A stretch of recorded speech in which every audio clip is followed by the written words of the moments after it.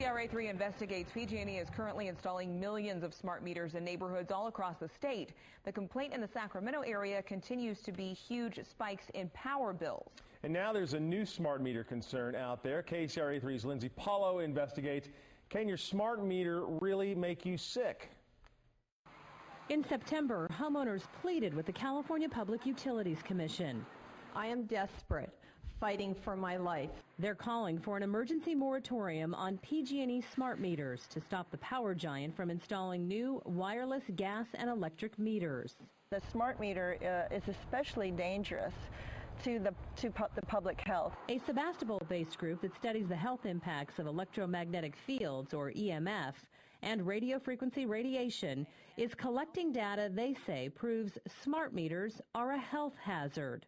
Many of the people getting sick say they suffer from a condition called electrical sensitivity. Chest pain and heart palpitation.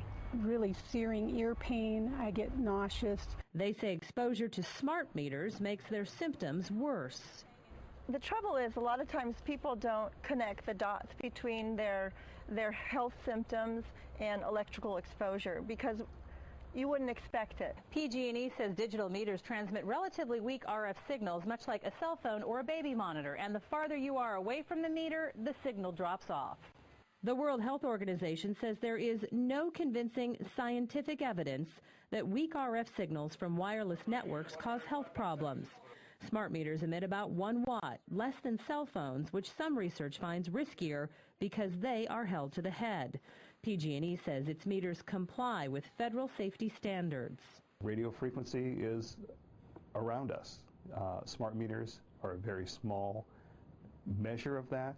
They are well within what you find in common, ordinary household appliances and far within FCC guidelines. San Rafael Assemblyman Jared Huffman isn't convinced. He's asked the California Council on Science and Technology to examine smart meters and whether current FCC standards are sufficient to protect public health. You know, I think that's going to be hugely helpful to take this debate from one based on sort of fear and a dismissive response to that fear and try to inject some independent, credible science. Others want the California Public Utilities Commission to step in. And I think we have a right to have the liberty to choose. And I think in both these cases that's taken away from us. PG&E is moving forward with installation. There is no resolution for people who say these meters are ticking time bombs. My choice now is, unfortunately, I may have to leave. I may have to move from my house, but where do I go? In Sebastopol, Lindsay Paulo, KCRA3 Night Team. Now in Sacramento, SMUD is using the same smart meter technology as PG&E, but says they have received only a half dozen calls related to health concerns. SMUD says it is doing extensive RF testing before fully deploying hundreds of thousands of those smart meters.